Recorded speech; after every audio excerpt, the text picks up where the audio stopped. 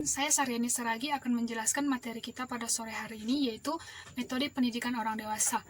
Metode pendidikan orang dewasa dilihat dari dua sudut pandang. Yang pertama, kontinuum proses metode pendidikan orang dewasa. Yang kedua, jenis metode pendidikan orang dewasa. Yang pertama, kontinuum proses pendidikan orang dewasa. Kontinuum proses metode pendidikan orang dewasa diperhatikan apakah sesuai dengan kebutuhan dan manfaat dari pendidikan tersebut. Dalam pemilihan metode pendidikan orang dewasa, diperhatikan juga tujuan dari materi sesuai dengan pencapaian apa yang dibutuhkan dari pembelajaran itu sendiri. Maka diperhatikan jenis dari metode tersebut, yaitu yang pertama, pengalaman dari peserta didik dengan cara yang baru, dengan pengetahuan yang baru. Yang kedua, pembimbing menyampaikan materi baru atau pengetahuan baru kepada peserta didik. Dalam hal ini juga harus diperhatikan dasar dari metode pendidikan orang dewasa. Yang pertama, orientasi belajar orang dewasa. Yang kedua, suasana dan waktu dari proses belajar itu. Yang ketiga, peran dan sikap dari pembimbing. Yang keempat, peran dan sikap dari peserta didik. Yang kelima, metode apa yang digunakan dalam proses belajar itu sendiri. Kemudian, dalam metode pembelajaran juga diperlukan perencanaan. Perencanaan yang dipakai yaitu prapertemuan. Prapertemuan adalah di mana penentuan metode apa yang digunakan dalam proses belajar orang dewasa tersebut. Yang kedua, pemilihan peserta. Pemilihan peserta penting karena apa? Di sini perlu pembimbing tahu bagaimana latar belakang dari peserta tersebut, baik secara fisik maupun dari non-fisik, baik secara pengetahuan intelektual dari peserta didik, sehingga mampu memilih metode apa yang pas atau yang cocok kepada si peserta didik tersebut. Yang ketiga yaitu pemilihan materi atau isu yang akan dibahas, apakah sesuai dengan kebutuhan dari peserta didik, apakah sesuai dengan apa yang dibutuhkan, sesuai dengan manfaat yang dibutuhkan dari peserta didik tersebut. Dan yang selanjutnya yaitu evaluasi. Evaluasi yaitu penyebaran angket data kepada peserta didik. Apakah tanggapan dari peserta didik tersebut mengenai perencanaan pembelajaran yang telah disusun oleh pembimbing. Kemudian sudut pandang jenis metode pendidikan orang dewasa. Jenis metode pendidikan orang dewasa terbagi atas 6 jenis, yaitu yang pertama, ceramah atau kuliah, yang kedua simposium, yang ketiga konvensi, yang keempat konferensi, yang kelima diskusi panel, yang keenam kolikium. Yang keenam jenis metode ini yang sedikit berbeda adalah kolikium. Karena apa? Kolikium itu peserta didik atau peserta dalam diskusi tersebut menyampaikan pendapat dan dapat berkomentar dalam diskusi tersebut terhadap informasi yang disampaikan oleh pembicara, dan pembicara menyampaikan jawaban terhadap peserta yang memberikan tanggapan. Sedangkan yang kelima yaitu ceramah, simposium, diskusi panel, konvensi, dan konferensi. Di sini diskusi satu arah, di mana pembimbing di balik mimbar menyampaikan informasi atau pengetahuan kepada pendengar, dan pendengar hanya mencatat apa yang menjadi informasi dan intisari dari pertemuan tersebut. Selanjutnya yaitu metode pendidikan orang dewasa, ada metode diskusi kelompok. Metode diskusi kelompok ini yaitu di mana terjadinya interaksi pertukaran pendapat antara satu individu dengan individu yang lain, dan di sini terdapat pemimpin kelompok. Manfaat dari kelompok itu sendiri yaitu menyampaikan wawasan, menyampaikan pengetahuan, menyampaikan pandangan terhadap suatu fakta, terhadap suatu masalah yang akan dibahas dalam kelompok tersebut.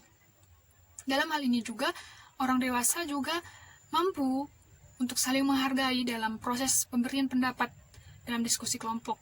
Dalam diskusi kelompok ini juga akan dibahas masalah sesuai dengan fakta, dan diskusi kelompok akan hidup apakah itu sesuai dengan apa yang dibutuhkan oleh peserta didik. Diskusi kelompok juga akan hidup jika masalah yang dibahas peserta didik tertarik akan bahasan dari kelompok tersebut. Dalam hal ini juga, dalam kelompok terdapat pemimpin kelompok, dan pemimpin kelompok diperhatikan dari cara bicara, dari intelektual, dari kesabaran, dari temperamennya. Karena apa? Jika pemimpin tidak memiliki kosakata yang banyak, jika pemimpin tidak menyampaikan informasi dengan baik atau dengan bahasa asing, sedangkan peserta didik atau peserta kelompok tidak mengerti dari apa yang disampaikan oleh pemimpin, maka pemimpin gagal dalam memimpin kelompok tersebut dan diskusi tersebut dapat terkatakan gagal. Kemudian kesabaran. Pemimpin harus sabar dalam menjalankan diskusi kelompok. Karena apa? Ada berbagai-bagai sifat dalam kelompok tersebut karena terdapat beberapa individu. Maka dalam menjalankan kelompok, pemimpin harus sabar dalam menunggu pendapat dari pendapat individu tersebut. Kemudian temperamen. Pemimpin yang baik harus mampu mengatur temperamennya, harus memiliki selera humor yang baik sehingga diskusi tidak berjalan dengan formal namun sedikit informal namun serius. Karena apa? Agar peserta dalam kelompok tersebut tidak menjadi tegang namun dapat menyampaikan pendapat atau komentar mengenai masalah atau diskusi yang dibahas sesuai dengan perasaan yang sedikit refleks, tidak adanya ketegangan. Kemudian dalam diskusi kelompok juga terdapat teknik. Teknik-teknik dalam diskusi kelompok terdapat yaitu kelompok tim kepemimpinan, club focus group discussion, kemudian kelompok Huddle, kelompok Pius, kelompok Philips 66, kemudian kelompok nominal, kemudian kelompok curah pendapat, permainan peran, permainan drama, kemudian debat, kemudian dialog. Metode pendidikan orang dewasa terdapat juga kunjungan lapangan dan karya wisata. Kunjungan lapangan dan karya wisata itu mampu memberikan kepada peserta didik pengalaman baru di mana peserta didik dalam belajar dapat sambil bekerja dan dapat mengamati secara langsung objek yang dibahas dalam pembelajaran tersebut. Dalam kunjungan lapangan dan karya wisata perlu diperhatikan juga kenyamanan dari peserta didik. Bagaimana peserta didik mampu menerima manfaat dari kunjungan tersebut. Sebelum itu, kunjungan lapangan perlu diperhatikan perencanaannya.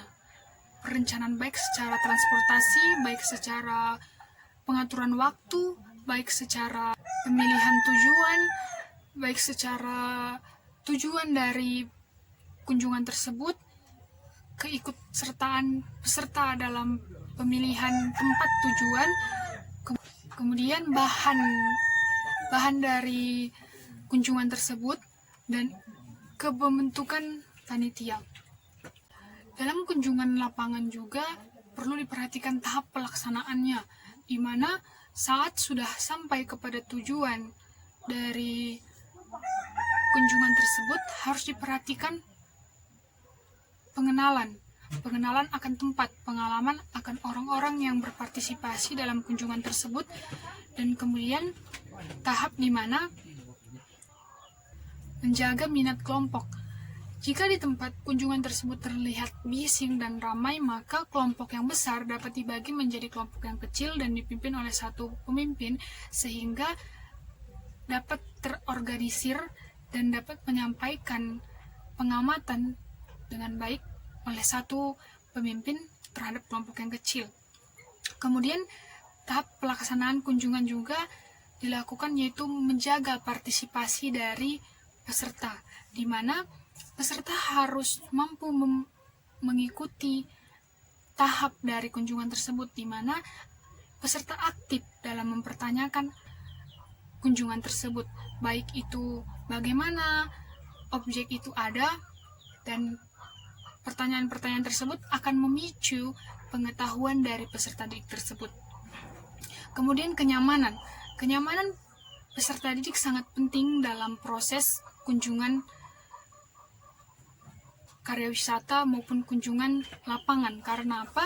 Contoh, jika kunjungan tersebut ke lahan pertanian, jika suasananya sedang hujan becek, maka peserta didik akan terganggu baik secara konsentrasi, maka kunjungan tidak berjalan dengan baik.